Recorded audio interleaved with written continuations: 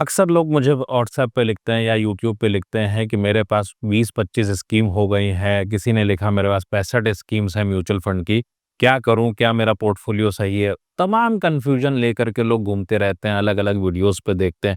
उनके मन में सिर्फ़ एक विचार होता है कि कोई मुझे वैलिडेट कर दे कि क्या मैं सही हूँ, क्या मेरा सही तरीका है इन्वेस्टमेंट करने का। तो डिटेल में इस वीडियो में डिस्कस करूँगा कि आखिरकार ये तरीका क्या है, कन्फ्यूजन कहाँ है और हमारे लिए, मेरे लिए क्या प्रॉब्लम होती है इन लोगों को बताने में और क्या सही तरीका है, अल्टीमेटली अप्रोच क्या होनी चाहिए। नमस्कार, मैं हूँ Viplav Majumdar. I am founder of plan your world training academy. Plan your world हमने शुरुआती इसलिए की कि लोग अपने फाइनेंशियल एडवाइजर बन सकें, क्योंकि इस जीवन में अगर आप मिडिल क्लास में हैं तो आपके पास एडवाइजर नहीं होगा और जो भी सीक्रेट स्ट्रैटेजी आपके मन में होती है नॉर्मली उसको वो गलत है। आखिरकार सवाल उठता है कि मेरे पास 20 इंश्योरेंस पॉलिसीज़ हैं या मेरे पास 85 अपने आप में म्यूचुअल फंड की स्कीम्स हो गई हैं धीरे-धीरे करके और पोर्टफोलियो साइज़ है 12 लाख रुपए का, तो फिर लगता है कि कितना ज़्यादा कन्फ्यूजन है। सो पहले इंश्योरेंस की बात करूँ, अधिकांश लोगों का इन्वेस्टमेंट गलत है। अगर आप वेल्थ क्रिएशन इंश्योरेंस से समझते हैं तो इट इज़ नॉट पॉसिबल कि आप पैसेंजर ट्रेन में बैठ जाएँ और बोले कि नहीं शताब्दी जैसे चीज़ें चल मिलने वाली हैं, नहीं संभव है।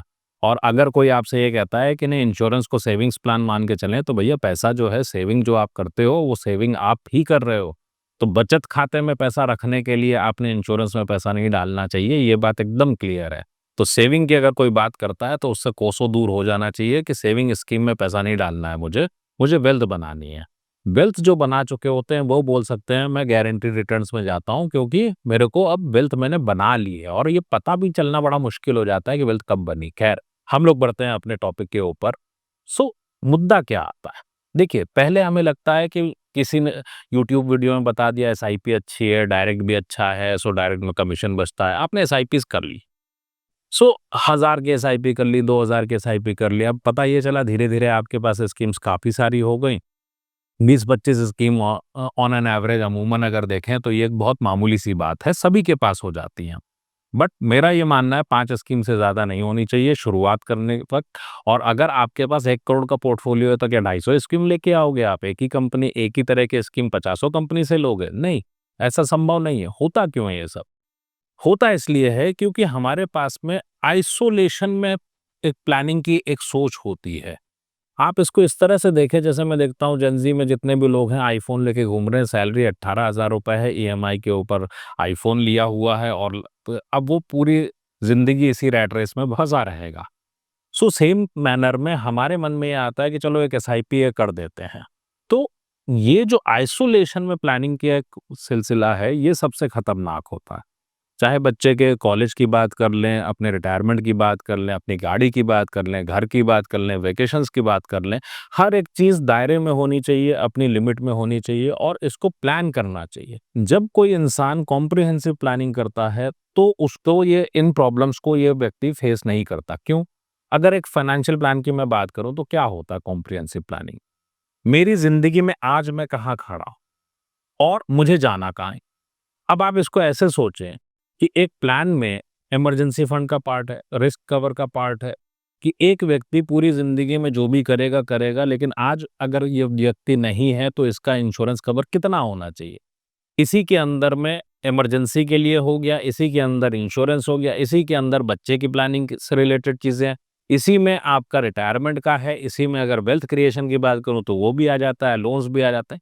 सारी चीज़ों को कॉम्प्रिहेंसिव वे में एक जगह आप देखते हो और अपनी स्ट्रैटेजी तय करते हो। क्यों? आप इसको ऐसे सोचें, आपको दिल्ली से कलकत्ता जाना है, गूगल मैप नहीं है, तो आप क्या करोगे? आप एक-एक माइलस्टोन बनाओगे। अब जो परिवार कर्जे में डूबा हुआ है, उस परिवार को सबसे पहले कर्जे से बाहर निकलना है, उसके बाद वो वेल्थ की लड़ाई पे जाएगा। तो हमारे लेवल पे प्रॉब्लम क्या आती है? मैंने आपसे क्या कहा? अगर किसी ने मुझे लिख के दिया कि विप्लव मेरी उम्र 40 साल है, मेरे पास 65 स्कीम्स है, क्या करूँ? अब आप सोचो मैं क्या पूछने वाला हूँ? मैं उससे पूछने वाला हूँ, पहला क्वेश्चन मेरा क्या होने वाला है? बॉस, आपका करियर कैसा है? अरे! इन्वेस्टमेंट तब अच्छा लगता है सुनने में जब करियर 60 तक सही हो। अगर आज की बात करूँ प्राइवेट की लाइफ में, तो अगले 10 साल बाद क्या लाइफ में आप अपनी जॉब की डिपेंडेबिलिटी की बात कर सकते हैं? क्या आप अपने जॉब पे डिपेंड हो सकते हैं? 10 साल बाद का क्या दिखाई दे रहा है? क्या आप कॉन्फिडेंट हैं 10 साल बाद जॉब रहेगी? सबसे पहला सवाल यहाँ पे आता है, कॉम्प्रिहेंसिव प्लानिंग में मजा आता है बिकॉज हमें पता है ये व्यक्ति सफल होगा। वरना क्या होगा, आप सोचो 65 एसआईपीज हैं, बच्चे की एजुकेशन का एकदम से है सारा पैसा खाली, अपने रिटायरमेंट का पैसा नहीं बचा। तो ये प्रॉब्लम्स ना आए इसके लिए वो सवाल निकल के आते हैं, बिकॉज अदरवाइज कोई मतलब नहीं है। क्या होता है, एक व्यक्ति ने बोला कि मेरे पास में 20 एसआईपीज है, और मेरा सवाल क्या है उससे, भाई साहब आपने अपने हिसाब से सारी एसआईपीज करी, रिटायरमेंट का कॉर्पस चाहिए 4 करोड़, आपका बन रहा है पैसा 1 करोड़, ये 3 करोड़ का गैप कौन देगा? अब ना आपके पास सेविंग है और एक्स्ट्रा, अब कहाँ जाए ये व्यक्ति? अब 60 की उम्र में ये 3 करोड़ का गैप क्या बच्चों से बोलेगा?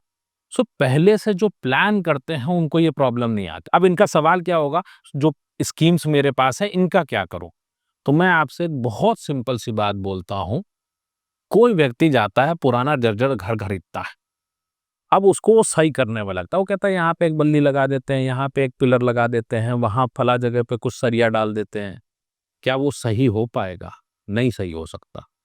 What to do? Consolidate everything. वो घर गिरेगा वापस से बनेगा। अगर मान लीजिए कोई चाय बना रहा है, आपने दूध डाला, चाय पत्ती डाली, चीनी डाली, नींबू निचोड़ दिया अच्छे से, उसके बाद आप लगते हो कि इसको सही किया जाए, कैसे सही करेंगे?